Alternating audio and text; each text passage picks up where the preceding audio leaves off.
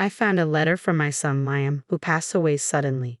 The letter said, "Revenge on my wife for me," followed by an address I didn't know. Is this where Liam wanted me to go? I wondered, feeling nervous. I couldn't believe Liam would use a word like revenge. He must have been very upset. What could I find there? Since the funeral, I had stayed at home. But now, I rushed out without even putting on makeup. That didn't matter. I wanted to honor my son's last wish. I hurried to the address in the letter. It led me to a rental storage facility not far from my home. Among the rows of storage units, I found the one mentioned in the letter. Using the small key attached to the letter, I opened the lock. The small room was dimly lit and slightly musty. I turned on the fluorescent light, which buzzed to life, lighting up the room. "What is this?" I exclaimed, feeling scared and trembling. "My name is Amelia Williams.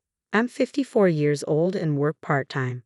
I lost my husband 20 years ago. He felt unwell and then suddenly passed away. It was hard to believe and accept since he wasn't seriously ill and had regular health checkups. He left me and our son, Liam, behind. After my husband's death, Liam and I lived together.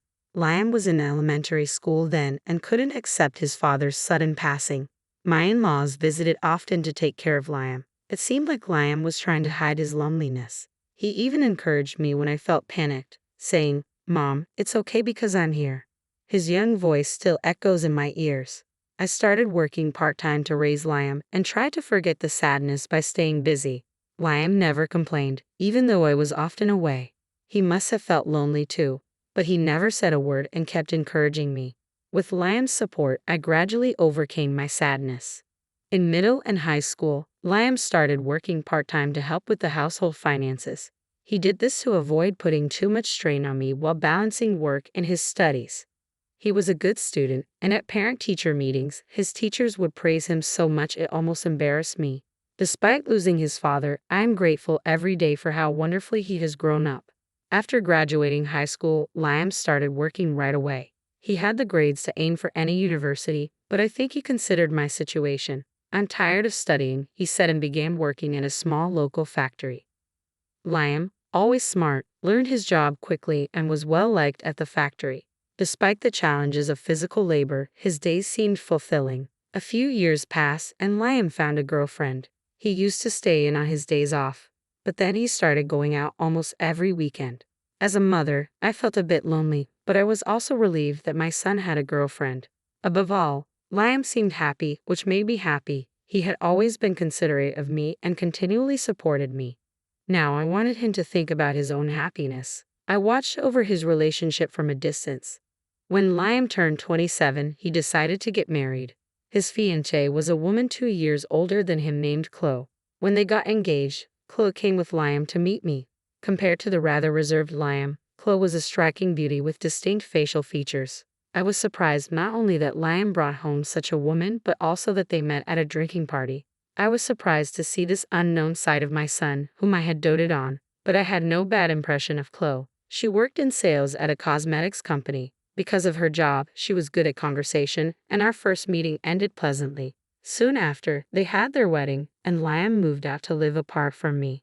"Mom, are you sure you'll be okay alone? It's still in the county, but a bit far." Liam worried until the very last minute before moving.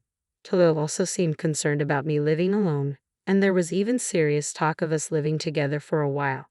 Though it was a kind offer, I couldn't impose any further on Liam. I graciously declined their kind intentions and celebrated their new life together.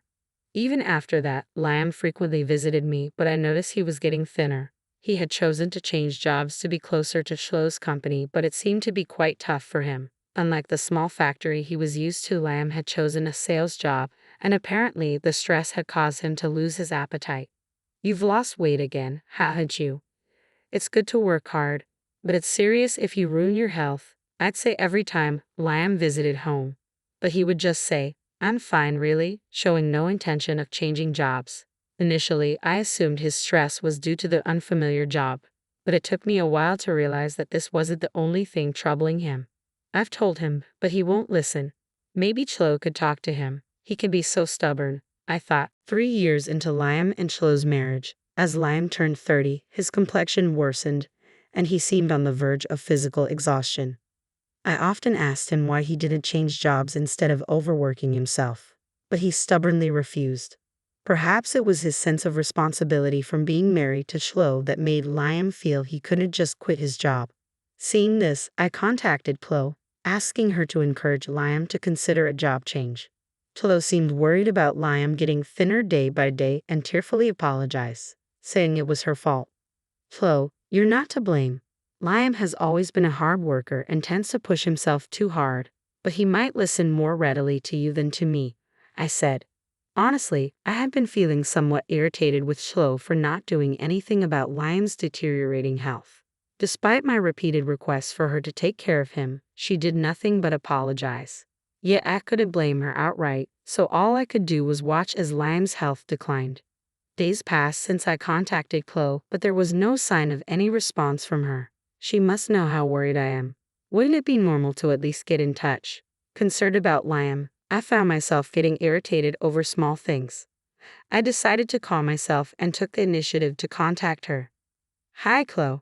Have you talked to Liam since our last conversation? I carefully chose my words as I asked Chloe.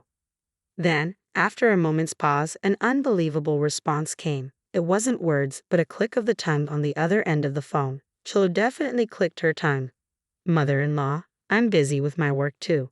I'm keeping a close eye on Liam's health. Aren't you being a bit overprotective? If he says he's fine, then he must be fine, Chloe said, sounding irritated as she rushed through her words. It wasn't the tone of voice I knew from Chloe, but it was unmistakably her. Has she been pretending all this time? As I was left speechless, Chloe seemed to regain some composure and continued, I'm sorry. I'm just worried and getting irritated too. Chloe tried to cover it up, but my wariness towards her didn't fade.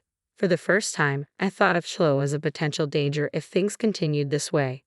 Liam might be in danger. A bad feeling crossed my mind, but as long as Liam himself didn't say anything, I couldn't interfere in matters involving Chloe. Liam was due to visit in a few days, and I thought I should ask him more firmly then. Could he be troubled by something other than work? Perhaps there were serious issues in his marital life. Maybe, as Chloe suggested, I was being a bit overprotective. But it should be okay to talk when he visited, to listen. I managed to hide my restless feelings and waited for the day Liam would come. But my judgment was wrong. It's a decision I would regret for the rest of my life. It happened suddenly. Is this Mrs. Williams, mother of Liam Williams? The sudden call from the police gripped my heart with pain. A dreadful premonition shot through me, and I felt like I was about to faint. It couldn't be. Even before the officer could state their business, my mind was racing with the worst possible scenarios, desperately trying to deny them but feeling a sense of resignation too. I didn't want to hear anymore. Fighting the urge to hang up, I nodded. As expected, it was the news of Liam's death. Liam had taken his own life. Please stay calm, I heard repeatedly, but I dropped the phone, forgetting even to cry. I stood there dazed for a while. Why Liam? Over and over again, like a broken person, I kept calling out Liam's name. How much time had passed? The sound of the front door being pounded on snapped me back to reality. Worried about the Birkin call, several police officers had come to check on me. I crawled to the front door and opened it. Seeing the officers standing there with pained expressions, I finally broke down and cried. A female officer accompanying them embraced me, crying together. Ah, this was reality. Liam was gone, and with that, I lost my beloved son. Overwhelmed with grief, I barely remember anything about the funeral. I'd even forgot my anger towards Chloe, focusing only on what needed to be done. There was so much I wanted to say, to talk about, but at that time, I couldn't. The police, in my state, decided to postpone their questioning. They planned to talk to Chloe in the meantime, but I doubted she would reveal anything. My intuition told me that Chloe was the reason Liam was driven to despair. Why didn't I contact Liam right away? Why didn't I go to him immediately? My heart was flooded with regrets, and for a while, I couldn't even speak. During this time, I received a letter. My hands trembled as I saw the sender's name. It was Liam's name. The handwriting was unmistakably his. Liam should have passed away 13 days ago. Panicking, I hurried back to my room and opened the envelope. Tears flowed naturally as I embraced the letter from Liam. It must have been a letter he wrote to me before his passing. With no suicide note and the real cause shrouded in darkness, I was scared to see its contents. Yet this letter might reveal what happened to Liam, the cause that had been eating away at him for years. As I cautiously opened the letter, It was filled with words of gratitude towards me. My body started shaking uncontrollably, and I couldn't stop sobbing. Why couldn't I have saved him? Why, oh why? The same questions kept repeating in my head. As I tried to put the letter back into the envelope with trembling hands, I noticed another piece of paper inside. What's this? When the folded paper was unfolded, it revealed unbelievable words written on it. Take revenge on my wife for me, it read, followed by an unfamiliar address. Is this where Liam wants me to go? The tears had stopped, but cold sweat broke out. I couldn't imagine Liam ever using the word revenge. He must have been pushed to the edge. What could I possibly find out there? I had been cooped up at home since the funeral, but I immediately rushed out. I was so absorbed that I even forgot to put on makeup, but now that didn't matter. I wanted to honor my dear son's last wish. With that sole purpose, I hurried to the address written in the letter. The place Liam specified in his letter was a rental storage facility a short distance from my home. Among the rows of storage units, I found the one numbered in the letter. I inserted a thin small key that was attached to the letter into the lock and opened the door. The small room, about the size of a half-bedroom, was dimly lit and slightly musty despite it being daytime. When I pressed the switch next to the door, the exposed fluorescent light buzzed to life, illuminating the room. What is this? I wondered. The room was slowly becoming brighter, revealing a desk with several photos placed haphazardly on it. Scattered pieces of notepaper surrounded it, and the floor was littered with notebooks and empty plastic bottles. The scene was bizarre, and I couldn't believe that Liam had used this place. Liam, always meticulous about his personal space and belongings, couldn't have been responsible for this disarray. My body instinctively felt fear, trembling all over. I was about to see something I shouldn't. The scene before me was a clear warning. I closed my eyes and took a deep breath. Reluctantly, I focused on the photos on the desk. There, I saw Chloe, but she wasn't alone. Chloe was holding hands intimately with an unknown man. As I looked at the other photos, each one captured the two of them. These photos undoubtedly served as proof of infidelity. Though I had suspected it from the letter, Chloe was the cause of Liam's stress. While there might have been some stress from work, it was undoubtedly Chloe's fault that Liam took his life. Trembling, I frantically began to go through the notes and notebooks. The notebook was filled with small writing detailing the exact date and time when Chloe said specific things to Liam. It meticulously recorded the things Chloe had done to him. She called him useless. She hit him. The horrific nature of these accounts made my heart scream. Why didn't I notice? Why didn't Liam say anything to me? The more I thought, the more whys filled my mind. In addition to Liam's handwritten notes, there were also reports that he must have commissioned from someone else. The photos seemed to be the result of a private investigation into Chloe's infidelity. I also found several USB drives in an envelope on the desk. I packed them into my bag and closed the storage unit door. Sitting any longer felt like it would drive me insane. The place was swirling with Liam's resentment. Even I, as his mother, was mercilessly assaulted by it. I'm sorry, Liam. Filled with hatred for Chloe, who had changed my son so drastically, I resolved to seek revenge. Why did Liam have to endure this? Why did he seek help from anyone?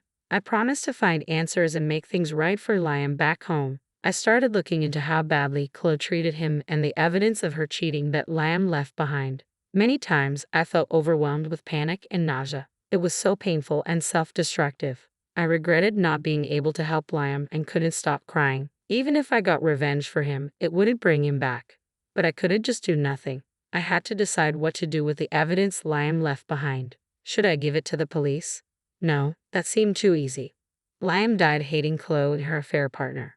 What could I do to make sure Liam could rest in peace? Just then, the doorbell rang.